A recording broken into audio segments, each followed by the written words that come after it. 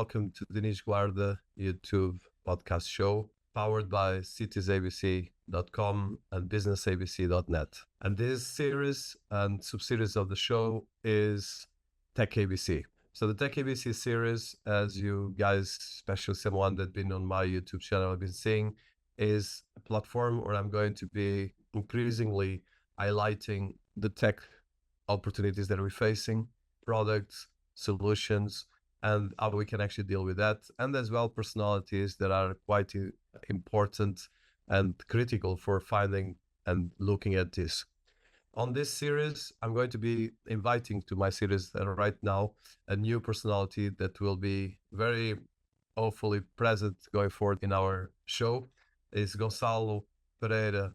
Gonçalo is the CTO of ztudium, but is as well a personality that has a big representation in terms of his career and the capacities of highlighting and putting together very advanced tech capacities that make all the different bridges between advanced new trends and innovation around artificial intelligence, blockchain, and the metaverse, and all the areas of Web3, spatial computing, and 3D and digital twins. So first of all, I would like to introduce to the series Gonçalo Pereira, that is going to be my co-host for the Techabc sub-series of my show. And I wanted for him to introduce himself and to highlight some of his achievements. And then we're going to be talking today some of the trends around AI that I want to highlight for our audience. Gonçalo, welcome to the series. Hello, everyone. Thanks a lot, Dinis. It is a pleasure to be with you in this podcast series.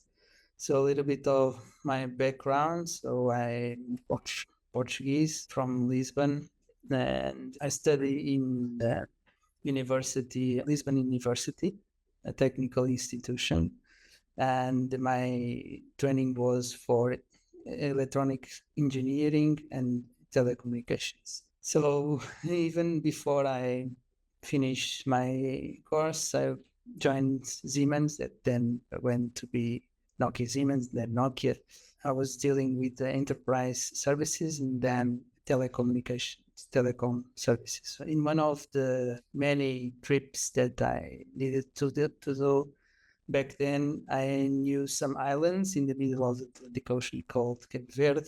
And after some years, I decided to move there and to make my life there. And it is where I am right now. And then I became a technological consultant for many areas. So from cloud computing to now more spatial computing and metaverse-based solutions. And of course, if we want to be on this era, we need to understand at least a little bit of artificial intelligence. Okay, so then I met Dinis and we joined forces to change the world with technology and spread our knowledge over to everyone. So Gonçalo, there's a lot of expertise that you have that comes from, and I think you are one of the few people that can actually speak about business strategy, but then going and speaking about super advanced AI, LLMs, and then in terms of spatial computing, going into all the intricacies of building software and taking these things forward. So before we go, this is Techabc, so it'll be all about tech. So for my audience, you know that we're going to be talking about hardcore tech here. And we actually did a couple of episodes this summer, but we're going to be doing much more. Now we'll be hosting with Gonçalo. So what we're going to be doing here is talking about tools, software, challenges, trends that are really touching the world of tech, and that touches everyone. So Gonçalo, let's look a bit about from your history, because of course you're working with Siemens and Nokia, and as well with governments. You saw a lot of the challenge that the technology is facing, or actually that countries and business are facing, but as well how low digital governments are and organizations. So it's a paradox and we're going to be talking here about a lot of advanced technology and AI, but the paradox is that all the data shows that around 90% have no clue about how to use even computer properly, much less an AI or things like that. So what I'd like to touch here, and as well speak a bit from that experience, so especially from what you did with governments, and we're not going, of course, to talk about the private elements, but what was the biggest things that you face, especially with digital transformation and working with big corporations and big governments when it comes to tech adoption and tech understanding? It's a very difficult job to speak with the decision makers, because normally what happens with governments is not the in the core government. Of course, there is very few people that can understand technology, but the problem is with the companies owned by governments,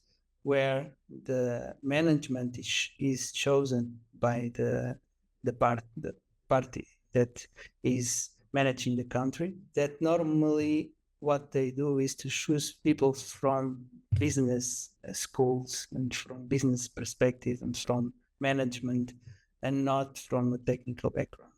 And that is the main issue. So the decision makers not from technology field. Okay, so even if you have a team below that understands technology, the decision makers never understand, and it's very difficult to explain the advantage of using technology, because technology is always seen as a cost and not as an investment. Okay, so there should be a paradigm shift and a thinking shift about that, because technology should be seen as an investment and not as a cost or something that you need because you need, not as investment on a corporation or in your private or public company.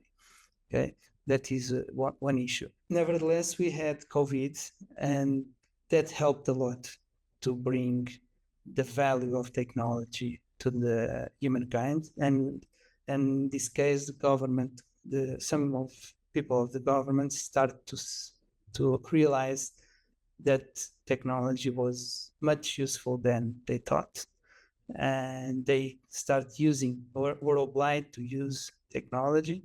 I used to have a sentence on that case, which is not digital transformation, it was like a digital imposal of having to work remotely and using technology. So, and after that, the minds opened a little bit, and it was easier to explain at least the advantages of technology in every place, not only in some specific areas. You touched the problem of governments related with technology, but there's a bigger problem that is the education, and as well there's multiple layers of education. So on the governments, I think we understand, of course, there's most of the governments, of course, now I think every government needs to have an innovation minister or a tech minister, and if they don't have it, it's very scary nowadays, but still happens. But let's look at you studied in the top Portuguese University of Technology, and you have, of course, been working, some of your teachers were actually ministers, and you as well work with a lot of big corporations, both international. Okay, so, and of course, Siemens is a global powerhouse in a lot of the areas actually we're going to be talking in the series. But from your experience as well, and mine as well, what I've been finding is the broken element of, first of all, where technology is super present in our lives and is not present in our education. So we all use it in a way almost invisible as tools, but at the same time, when it comes to understand it or understand the consequences for positive and negative, people don't understand it. So I want to touch that because I know that is one area that you quite, first of all, great as well, personality on these areas, but it's a critical element. So if we could touch that. The education part is really, really critical, okay, because the way the students manage the technology is way above the way that the teachers itself use technology. So we had a very interesting project here in a school where the teachers started using a computer when they were blind because of COVID. Okay, they didn't know how to turn on or off computer or to use a browser. So it was very, very difficult. But any student could do it. Okay, any student know how to manage technology. We installed some smart boards, which is very interesting technology for the classrooms. And our best training it was done from the students to the professors to the teachers. So we didn't had to too much training for the teachers because the students trained the teachers to use it. So there is a very big gap between generations and between the way that both generations from students to teachers use the technology. Okay, and this gap will be much more broad in a couple of years because of the exponential way that technology evolves right now. Technology was always with exponential growth, but now it's even more. So this gap will be even more on some years. With artificial intelligence and spatial computing, there are huge opportunities to change this. So I used to say that we should be the last generation to use flat screens to interact with machines and with computers. So I hope the new generations can use spatial computing and can use 3D technology to interact with between each other and between teachers and between computers. So I think we will shift rapidly from a 2D interface to a 3D interface because it's more natural. We live in a 3D world, so why we have to communicate in a 2D flat screen? Okay, so I think this will be a trend, and you see big corporations to start using this, like Disney partnering with Apple to have content in Apple Vision is a sign that even the content will be in 3D in a couple of years. And if the content that you use at home is in 3D, that will need to go to the schools, that will need to go to the companies, and that will need to go to our day-to-day life. Okay, because what you do when you leave your work is to go to your home and consume content. If the content is in 3D, why everything else should not be in 3D? Okay? I think this will be a very important shift. And this will lead to the companies start using also 3D technology and spatial computer technology. And that is the driver of the technology. If you see when personal computers appear, they appear first for the consumer market, but the growth happened when the enterprises start using it. So I think for the spatial computing, this will happen again. So you will start with your home users, but then the companies will accommodate the technology and will grow exponentially. I want to touch that the 3Dization of the world. Let's put it that way. So you've been as well part of some of the Web3 and metaverse and AR VR organizations. They've been actually in a lot of events with different parts. So at the moment, if you touch about technology, and this is about Techabc, we have in one end, like you said, the 3Dization of the world, let's put it that way. But you have as well digital transformation. Now we have the artificial intelligence takeover of the planet. And before that was the metaverse. And a lot of these trends keep moving. But definitely AI is right now the biggest thing right now. So because of your background that you are an expert in AR, VR, metaverse, how do you see the combination of all these different things? You touched the 3D, but there's a layer of data, a layer of multiple layers that you can actually put together. And actually, our team will put an infographic about this that I would like to touch.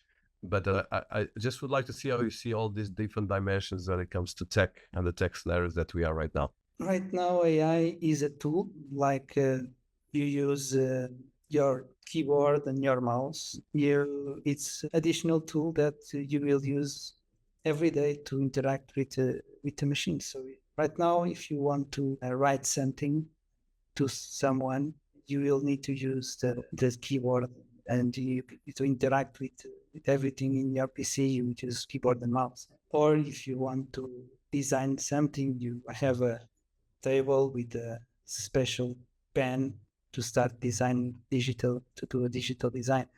AI is a tool that people will start using. They started using with the keyboard and mouse. Now they can use it just with the voice, and in the future just with the mind. Okay, but so the AI is the tool that will democratize all types of technologies, and even the 3D technology. So right now you have a huge effort to build a 3D world, but in a couple of years you just need to ask what you want to have in your 3D world, and you will have an automated process, generative AI process that will build your 3D world in real time, and then you can share that space, that virtual world, that virtual space with your friends or with your colleagues, using just your voice to create it. So with this new tool, the generative AI, you will have more creation, more inventions, more creativity than ever. And anyone can start creating something that comes up from his imagination.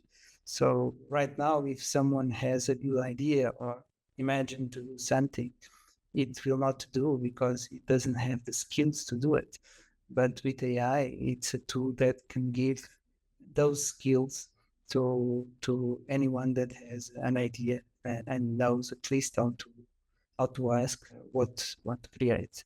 You can then ask, okay, so then we will have a shift on some of our technical skills. So everyone will be a technical person, and the technical skills will disappear. I don't think this will happen because if you see from the Web 2, where the user creation appeared, you have a lot of user creation around the internet, but the professionals and the professional creation still exists. So in the generative AI and the 3D world, virtual worlds made by AI, it will be content that appears from user generative content, but there will be professional content that will be made by professionals that know how to build professional solutions. So I think we can apply more or less the same that happened on Web 2 for this Web 3 generation. If you look at right now all the different areas that are happening in the tech world, and you touch a lot of layers here, is let's stick with the 3D and the AI. So of course, if we can go in a lot of different areas, and I interview a lot of personalities in AI, that each of them have more or less the similar opinion that AI, especially AI agents, are becoming in a for now is a simple way, almost sentient, but the revolution will be much bigger going forward. So from your experience, and of course, as a legal disclaimer, we've been building AI tools ourselves here at Studium, and the studio is the company mothership that I created. For the ones here, probably know that about that. And that what I've been working with you, Gonçalo, is that definitely even in our large language models, we're already building something that is quite disruptive for a lot of layers. So when it touches this kind of disruption, I have my ups. Some days I'm more positive, others more negative. But how do you see this, both as a technologist and as well as a father, a personality, and someone that is looking at this from different angles? Because I think that's probably the biggest challenge that we are facing right now. Right now, we still have to have the human in the loop. So, and this is a good thing to still have a human in the loop. I think the challenge will be when the several tools start talking directly with each other, and they can take the man from the loop. Okay, that will be challenging to understand how these machines will think by themselves, and how can we take advantage of this. So if you see the major breakthroughs on the history of science were made by persons with very high intelligence, like Einstein, okay, that can solve problems that no one else could solve. But if the humans can use AI to solve the other problems that even the humans cannot solve, we can go further than we are right now. I think is a way of how to take advantage of that sentient knowledge, of that machine knowledge that will appear.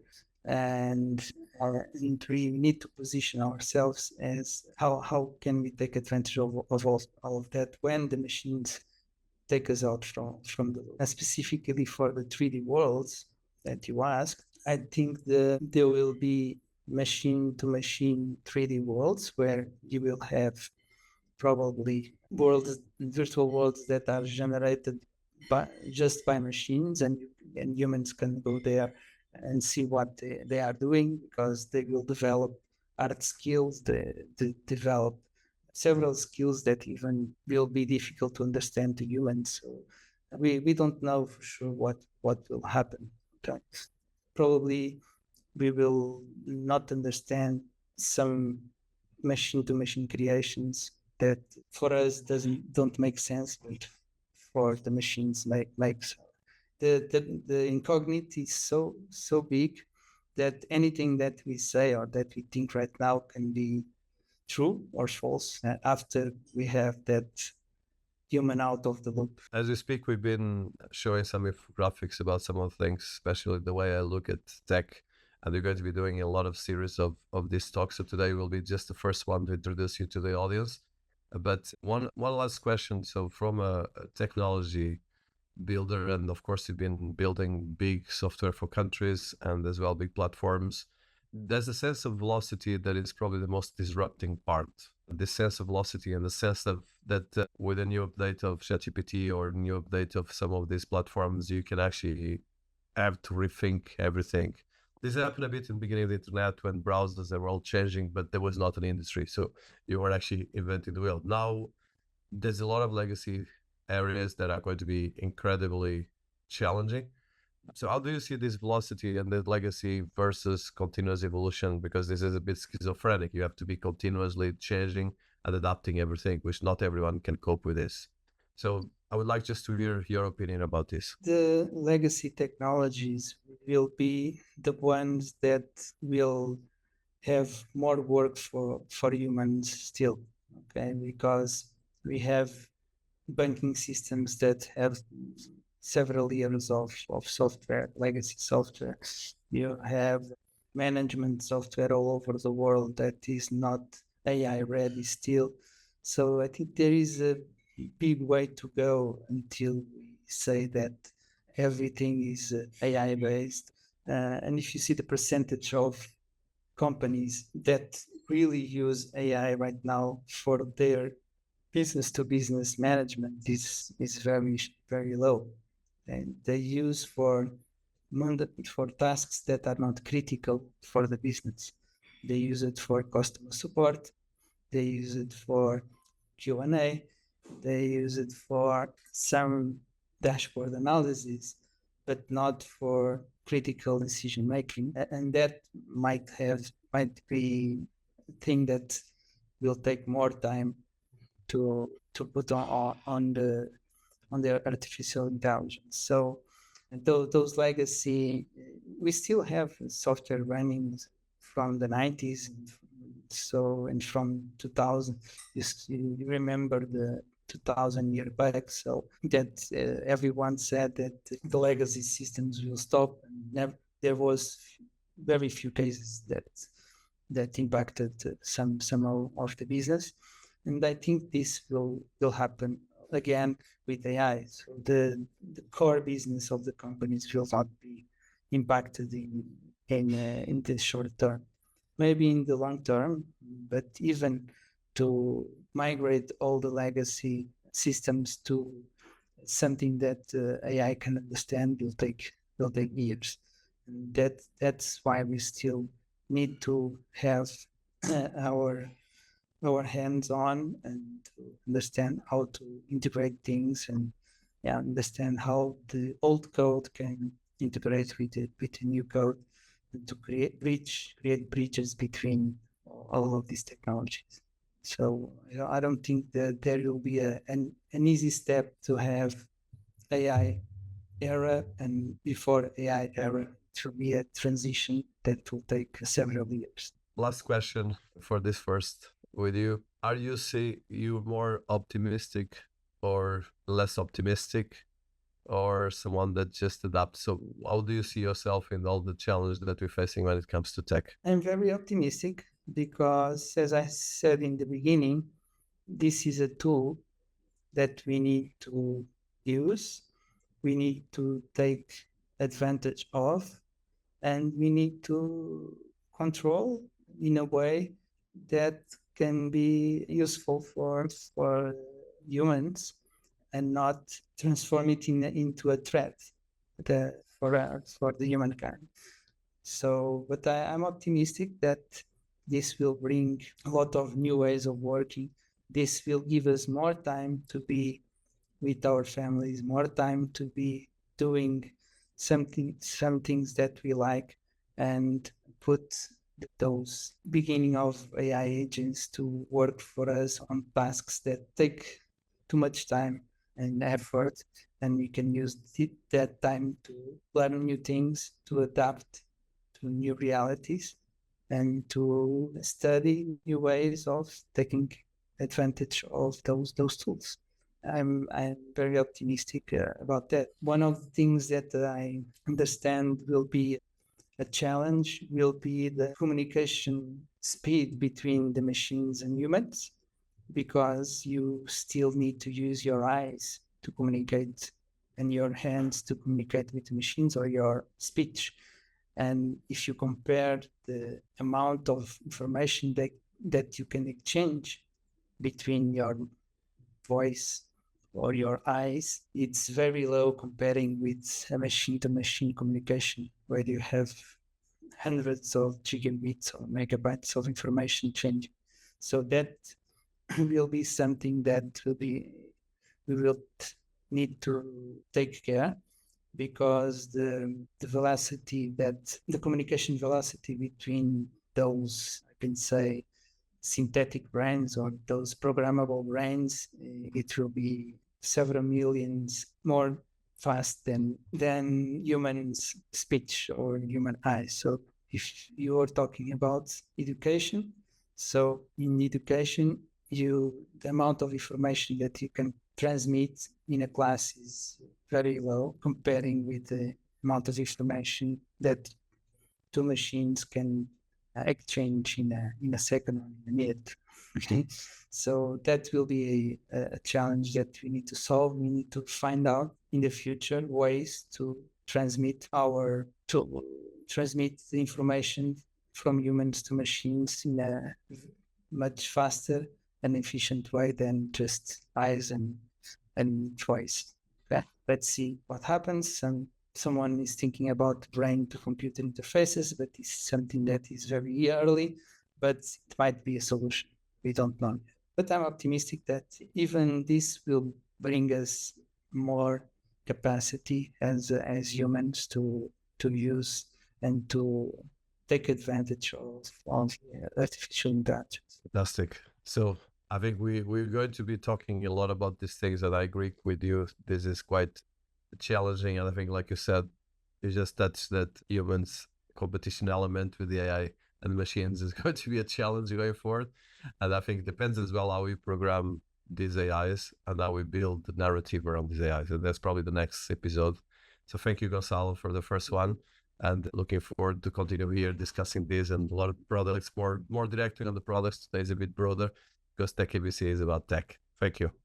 Thank you so much for inviting me, and I will look forward to participate in the next one. Thank you, sir.